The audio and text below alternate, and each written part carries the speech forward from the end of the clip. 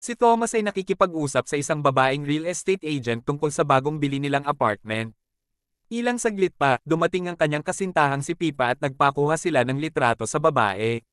Nag-uusap ang dalawa tungkol sa kanilang bagong buhay ngunit pinaalala ng agent na mayroon pa silang kailangang pirmahan. Kinagabihan, nagdiwang sila at sinabi ni Pipa na huwag muna silang mag-aanak sa loob ng 4 na taon upang ilaan iyon sa mga bagay na gusto nila, lalo na't si Pipa ay katatapos lang sa kolehiyo. Napansin ng dalawa ang isang photoshoot sa kabilang building dahil sa mga ilaw. Pinanood nila ang magkasintahan hanggang ang mga ito ay naghalikan at nagtungo sa kusina para magtalik.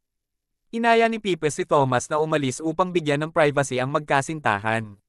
Kalaunan, nagbihis si Pipa ng kaakit-akit na kasuotan para kay Thomas ngunit paglabas niya mula sa banyo, nakita niyang nakatulog na ito. Kinabukasan, habang papunta sa trabaho, ikinwento ni Pipa sa kaibigan niyang si Ari ang nakita nilang magkasintahan kagabi. Tumanggi si Pipa nang akusahan sila ni Ari na pinanood nila ito. Kalaunan, tinulungan ni Pipa si Dr. Sato sa isang eye medication at sinabi na kahit na 20 taon na niya itong ginagawa, hindi pa rin niya alam kung ano ang gusto niya sa buhay. Pagkatapos ay binigyan ni Dr. Sato si Pipa ng isang Japanese water feeder para sa mga ibon para sa kanilang bagong apartment. Pag-uwi niya, isinabat niya ito sa labas. Si Pipa at Thomas ay muling palihim na pinanood ang magkasintahan at hinulaan pa nila ang pangalan ng mga ito bilang Brent at Margot. Ilang saglit pa, habang kumakain ay nabulunan ng lalaki ngunit hindi ito napansin ng babae dahil ito ay nasa kabilang silid at naka-headphone kaya ang dalawa ay kinabahan. Nang pupuntahan na sana ni Thomas ang lalaki upang tulungan, nakita ito ng babae at sinubukang tulungan ng lalaki. Sa huli ay nailigtas ang lalaki at ang dalawa ay napatalon sa saya. Kinagabihan, hindi makatulog si Pipa kaya lumabas siya ng kwarto upang uminom ng tubig. Nakita niya ang magkasintahan kung saan ang babae ay may dalang bagahe at umalis. Nang makita ni Pipa ang lalaking nakahubad, nakaramdam siya ng sexual na atraksyon ngunit nabitawan niya ang baso nang tumingin ang lalaki sa kanya. Kinabukasan, habang gumagawa ng kanta, napansin ni Thomas ang maraming tao sa isang photoshoot. Habang pauwi si Pipa, nakakita siya ng binocular kaya binili niya ito. Kalaunan, pinanood nila ang lalaki gamit ang binocular hanggang sa may dumating na babae. Nakilala ito ni Thomas mula sa photoshoot kanina. Naghubad ang lalaki at sumunod na naghubad ang babae para sa isang photoshoot at sila ay uminom ng wine. Nang magsimulang maghalikan ng dalawa, hinubad ni Pipa ang damit ni Thomas at hinalikan siya sa kanyang likod. Nang ang dalawa ay nagtungo sa kwarto upang magtalik, nagsimulang maghubad sina Pipa at Thomas at sila ay nagtalik habang pinapanood ni Pipa ang dalawa. Ilang saglit pa ay narating na ni Thomas ang kanyang hangganan. Nang umalis si Thomas para maghugas, na-disappoint si Pipa kaya pinanood niya ulit ang dalawa na kasalukuyang nagtatalik pa rin. Hindi makatulog si Pipa kaya sinilip niya muli ang lalaki, ngunit tulog na ito. Nang palis na siya, nakita niya ang kasintahan ng lalaki na dumating at nagsimula silang maghalikan. Kinaumagahan, nagkita-kita sina Pipa, Thomas, Ari, at kapatid ni Thomas na si Joni para kumain sa labas. Naniniwala sina Pipa at Joni na may ibang babae ang lalaki kapag wala ang kasintahan nito. Nang sinabi ni Pipa na gusto niyang marinig ang pinag-uusapan ng kanilang kapitbahay, naalala ni Joni ang ginawa nila ni Thomas noong kolehiyo. Gumamit sila ng laser para pakinggan ang usapan ng crush ni Thomas na si Kylie at ang kasama nito sa kwarto. Desperado si Pipa na malaman ito kaya tinanong niya si Thomas kung paano ito gawin. Pag-uwi nila, ipinaliwanag ni Thomas na gumagana ang laser dahil sa vibrations ng bintana sanhi ng pag-uusap. Kailangan din nilang maglagay ng salamin sa likod ng bintana para bumalik ang laser sa kanilang direksyon. Napansin ni Thomas na nakasuot ng satyr costume ang lalaki para sa isang party kaya nagkaroon ng ideya si Pipa. Kinagabihan, nag-costume sina Pipa at Thomas at nagtungo sa apartment ng magkasintahan. Pagkapasok nila, binuhat si Pipa ng lalaki at dinala sa isang upuan na sinundan agad ni Thomas. Pinaupo ng lalaki si Thomas at hinanapan ng pose si Pipa bago kinuha na ng litrato. Pagkatapos ay nagsaya sila sa party at nag-inuman. Habang may kausap si Thomas, gamit ang kanyang kapa, tinakpan niya si Pipa na idinidikit ang maliit na salamin sa isang gamit. Nang mailagay na niya, dumating ang babae at nakihipak sa sigarilyo ni Thomas at umalis. Pagkatapos ng party, umuwi na sila. Pag-uwi nila, sinetap nila ang laser at tinutok sa salamin. Inayos ni Thomas ang kanyang audio mixer device at matagumpay nilang napakinggan ang usapan. Nag-aaway ang magkasintahan dahil nakita ng babae na may kasamang ibang babae ang lalaki sa party. Nagalit ang lalaki dahil iniisip ng babae na nambababae siya dahil sa pagka-insecure sa kanyang trabaho. Gustong makipag-divorce ng lalaki kaya sinuyo siya ng babae. Hinawakan ng lalaki ang mukha ng babae, pinagsabihan siyang itigil na ang kanyang paghihinala at hinayla siya sanhi para matambe siya at masira ang kanyang eyeglasses. Nakaramdam ng pagsisisi sina Pipa at Thomas. Kinabukasan, habang nasa trabaho, nakita ni Pipa ang babae. Tinawagan siya ni Ari para tulungan ng babae na pumili ng eyeglasses at nagpakilala ito bilang Julia. Hindi matandaan ni Julia ang grado ng kanyang eyeglasses kaya nagsagawa sila ng ilang eye test para malaman ang kinakailangang grado. Pagkatapos, namili si Julia ng eyeglasses at nagbigay ng opinyon si Pipa sa itsura ni Julia suot ang mga ito. Bago umalis, inaya ni Julia si Pipa na magtungo minsan sa spa. Pumayag si Pipa at binigay niya kay Julia ang kanyang numero ng telepono. Samantala, nakita ni Thomas na naghubad muli ang lalaki sa isang photoshoot kaya sinetap niya ang laser para pakinggan sila. Nang matapos ang photoshoot, sinubukan ng lalaki na halikan ng babae ngunit tumanggi ito. Pinagpatuloy pa rin ng lalaki ang paglandi hanggang sa napapayag niya ang babae. Kinagabihan, sinabi ni Pipa kay Thomas na nakilala niya si Julia sa kanyang trabaho at inaya siyang lumabas sa isang linggo. Naniniwala si Pipa na kailangan lang ni Julia ng kaibigan para pag-usapan ang kanyang relasyon. Sinabi rin ni Thomas ang nangyari kanina sa kanilang kapitbahay. Hindi pumayag si Thomas na sabihin kay Julia ang panloloko ng kanyang asawa kaya pinigilan niya si Pipa na makipagkita kay Julia, sinabing mali ang kanilang pag-eespiya at huwag na lang sila makialam. Tumanggi si Pipa kaya umalis si Thomas. Nang marinig ni Pipa ang pag-uusap ng magkasintahan, sinilip niya ito. Inaakit ni Julia ang kanyang asawa suot ang mapang-akit na damit ngunit tumanggi ito dahil wala sa mood.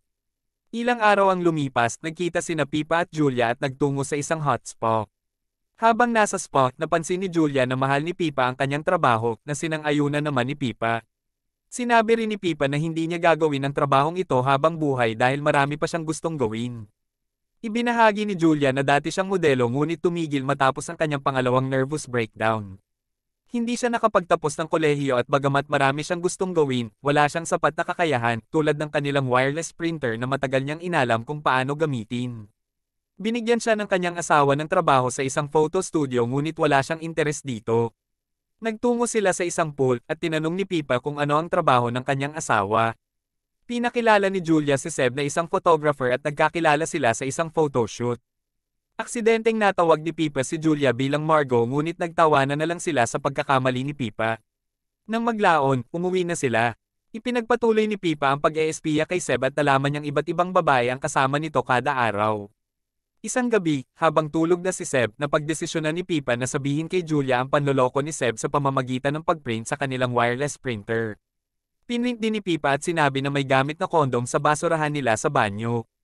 Biglang dumating si Thomas at napagtanto kung ano ang ginagawa ni Pipa at pinigilan ito. Nagpunta si Julia sa banyo at nakita ang kondom. Kumuha si Julia ng kutsilyo at akmang papatayin si Seb kaya sinabi ni Thomas na tumawag na sila ng pulis ngunit pinigilan siya ni Pipa. Sa huli, hindi ito tinuloy ni Julia at umiyak na lang. Nagalit si Thomas sa ginawa ni Pipa kaya kinuha niya ang binoculars at binasag bago bumalik sa kwarto. Kinabukasan, ipinahayag ni Thomas ang pagkadismaya kay Pipa dahil sa kanyang ginawa ngunit nangako si Pipa na hindi na siya makikipagkita kay Julia. Nakita nila si Julia na nasa bisig ni Seb na wala ng buhay. Natakot si Thomas at binalak na umalis sa kanilang apartment ngunit pinigilan siya ni Pipa dahil kailangan siya nito. Sa huli, nakipaghiwalay si Thomas at iniwang umiiyak si Pipa. Isang araw, habang nasa trabaho, iniwanan ni Pipa ng mensahe sa telepono si Julia na humihingi ng tawad kahit alam niyang patay na ito. Kinagabihan, sinilip ni Pipa si Seb na umiinom, iniisip niyang nandoon siya para i-comfort ito.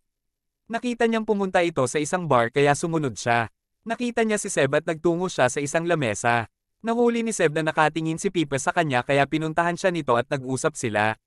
Tinanong ni Seb kung nagkita na sila dati na itinanggi naman ni Pipa. Umorder sila ng inumin at nagsimulang magtanong si Seb tungkol sa mga bagay na sexual tulad ng panonood ng pornografiya o paggamit ng mga laruan. Sinabi ni Seb na mas masarap ang makipagtalik kaysa magsarili na hindi sinang-ayunan ni Pipa. Humingi ng tawad si Seb sa kanyang inasal at sinabing may pinagdaraanan lang siya na naintindihan naman ni Pipa. Ikinwento ni Pipa kay Seb ang tungkol sa isang donkey na pinatay at ginawang sandals ng kanyang bagong amo dahil hindi ito nakontento sa dati niyang amo, at sinabi niya na ang hindi makontento ay hindi magiging masaya. Sinabi ni Seb na ginawa ito ng author para pag-aanin ang loob ng kanyang mga alila. Nagtanong si Seb kung pwede niyang kuhanan ng litrato si Pipa. Sumang-ayon si Pipa at nagtungo sila sa apartment ni Seb. Pagpasok, nagbukas si Seb ng bote ng wine at nagbigay kay Pipa ng isang baso. Pumunta sila sa photoshoot area at kinuha na ni Seb ng litrato si Pipa at ginawa ni Pipa ang mga sinabi ni Seb kagaya ng pagtanggal ng jacket at pantalon. Pinaalis ni Seb ang bra ni Pipa, ngunit nag-atubili ito hanggang maghubad si Seb, kaya naghubad na rin siya. Patuloy siyang kinuha na ni Seb ng litrato hanggang sa huminto ito.